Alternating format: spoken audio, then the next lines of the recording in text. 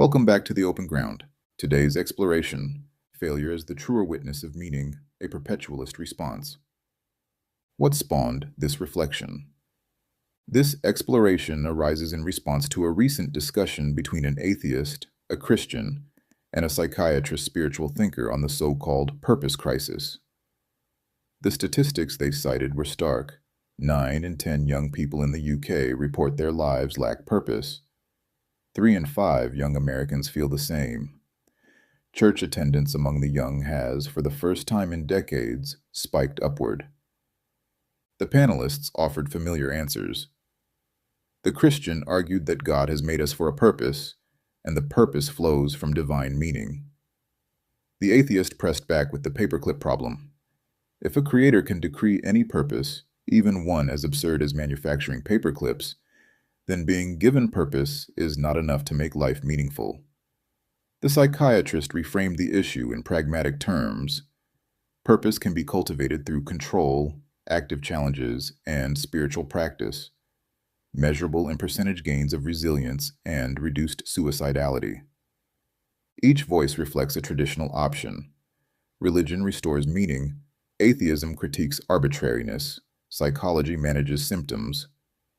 Yet all share an assumption. That meaning must be secured, imposed by God, manufactured by reason, or engineered by method. Perpetualism diverges. We argue that meaning cannot be pre-secured. It is not authenticated by decree, nor by conscious cultivation, nor by measurable increases in subjective purpose scores. Meaning is disclosed in failure, or in razor-thin proximity to it. The promise nearly broken, the victory almost lost, the grief that guts our certainties. These do not undermine meaning, they reveal it. The paperclip problem and the tampering problem. The paperclip problem cuts sharply. Suppose we create a conscious AI whose sole purpose is to manufacture paperclips. Strictly speaking, the AI has been given its purpose. Yet most of us sense immediately, such a life would be absurd. The problem exposes a tension in the Christian's claim that divine decree guarantees meaning. If God's decree is arbitrary, why this purpose rather than another? And if it is not arbitrary, then God himself is bound by some standard outside him. Either way, meaning is not secured by decree alone. But the psychiatrist's pragmatic model fares no better. To say one can increase purpose by 68%, through spiritual practice or challenge design, is to treat meaning as a substance that can be manufactured on demand. Yet the moment I cultivate meaning as an exercise in self-curation, it collapses. To deliberately prove that my life is meaningful is already to tamper with meaning, to expose its artificiality. This tampering problem is not merely a semantic quibble. It forces the ethical question. If meaning cannot be manufactured without collapsing into performance, how then should one live? Does perpetualism demand passivity, waiting for catastrophe? Not at all. The point is that manufactured proximity to failure, say staging a loss for the sake of growth, is inauthentic. What is authentic is allowing life's uncontrollable ruptures, the defeats, the betrayals, the accidents, the razor-thin moments that break through our pretenses, to strike without the buffer of pre-curated safety. Concrete examples clarify this. The athlete who trains rigorously but accepts injury and loss as real. The parent who loves a child knowing death is possible. The writer who finishes a book aware it may never be read. In each case, one engages fully but does not insulate against collapse. That is the perpetualist middle ground, engagement without prescripted control. Thus, two parallel failures emerge. The paperclip problem. Externally assigned purpose risks arbitrariness. The tampering problem. Internally manufactured purpose risks inauthenticity. Both assume meaning can be secured by fiat, whether divine, rational, or therapeutic. Both collapse. Perpetualism insists otherwise. Meaning cannot be pre-guaranteed. The moment it is insulated from risk, it decays. Meaning is disclosed only when collapse threatens, either in failure itself or in its razor-thin proximity. Failure is revelation. Here, perpetualism finds allies across history. Kierkegaard wrote of despair as the sickness unto death, not because despair annihilates meaning, but because in despair the self is forced to confront its fracture, its inability to secure itself. One confrontation is enough. The scar remains even if never repeated. Nietzsche, though often framed as Kierkegaard's foil, agrees on this point. What does not kill me makes me stronger is not a shallow affirmation, but an acknowledgement that suffering, failure or near failure, is the crucible of authenticity. A joy untouched by collapse is counterfeit joy. Simone Weil radicalizes this further. For her, affliction, malheur, is the only true test of meaning. Only in the collapse of illusions, or in the brush with that collapse, do we see what endures. If love survives affliction, it is real. If faith survives affliction, it is true.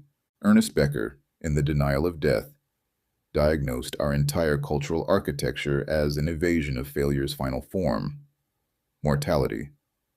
We build immortality projects not because success proves us eternal, but because the inevitability of death presses on us so urgently that it structures all our striving.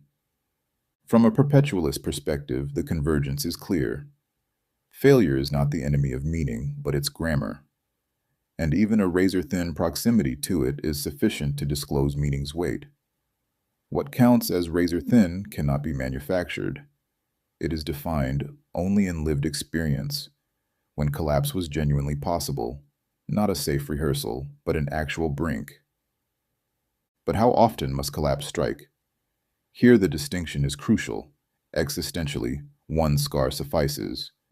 A single fracture discloses meaning for a lifetime. Practically, however, life reopens the wound.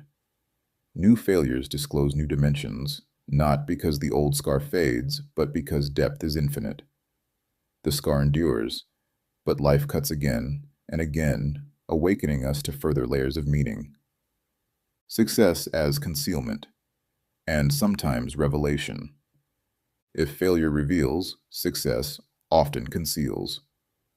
Consider the recent Penn State versus Oregon clash, decided in double overtime before a record crowd of 111,000. Penn State, trailing 17-3, mounted a furious comeback, tying the game with seconds remaining. The stadium trembled with belief. In the second overtime, however, Penn State quarterback Drew Aller's pass was intercepted by Oregon's Dylan Thieneman, ending the contest. Oregon triumphed 30-24. What makes that game unforgettable is not simply the win, but the precariousness of it. The interception was not inevitable. It was a fracture that could have broken in another direction. The emotional flood, the tears, the disbelief, comes not from success itself, but from the realization that the collapse was always possible. And here, collapse arrived. Aristotle, in Poetics, called this peripeteia, reversal, the most powerful moment of tragedy. Success uninterrupted breeds no depth. It lulls us into inevitability. But when fortune suddenly reverses, or threatens reversal, the truth of things is exposed.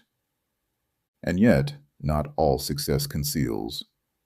Sometimes success reveals precisely because it was razor-thin, forged under the weight of collapse.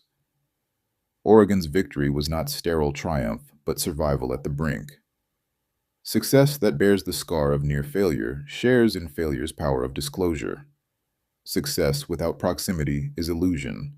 Success with proximity is revelation. Failure is democratic meaning. If success is exclusionary, belonging only to the winners, failure is universal. Every life contains failure, and nearly every life contains at least one proximity, so razor-thin that it scars memory permanently. In the Penn State loss, Aller's interception becomes more than a defeat. It becomes a testament. It reveals what was at stake, what mattered. The comeback, the tied score, the roar of the crowd. None of this is erased by failure. It is sharpened by it. This is why failure democratizes meaning. If meaning depended only on success, most lives would be meaningless.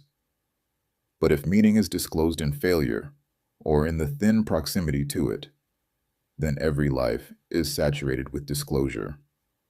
The failed promise, the brush with collapse, the grief of loss. These are not negations of meaning, but its clearest witnesses. Here, perpetualism departs from pure subjectivism, which reduces meaning to self-invention, and from pure objectivism, which posits a single universal meaning. Instead, it advances a third way, relational disclosure. The form is universal. Failure discloses meaning for all, but the content is particular, differing across lives and histories. Camus intuited this in the myth of Sisyphus. Sisyphus never succeeds. The boulder always falls. Camus urged that one must imagine Sisyphus happy, grounding meaning in the persistence of struggle despite failure. Perpetualism differs. Meaning is not despite failure, but through failure, in the disclosure that collapse itself reveals. Camus' Sisyphus and our Sisyphus part ways. Can humanity find its purpose? The video asked outright, can humanity find its purpose? If find means secure, define once for all, decree from above, manufacture from within, the answer is no. Purpose collapses when tamed. But if find means encounter, through failure or through the knife-edge proximity to it, then yes. Humanity finds its purpose precisely at the brink, because the brink discloses what is real. This disclosure is not revelation of a preset purpose hidden in advance. It is the constitution of meaning in the event of collapse. Failure does not merely uncover what was always there. It gives shape to what could not have been known otherwise. Once constituted, meaning persists. The scar does not vanish. But new meaning cannot be generated without new vulnerability. Religion, atheism, and therapy each grasp this partially. Religion sanctifies failure, as in the crucifixion, the greatest defeat refigured as the deepest truth.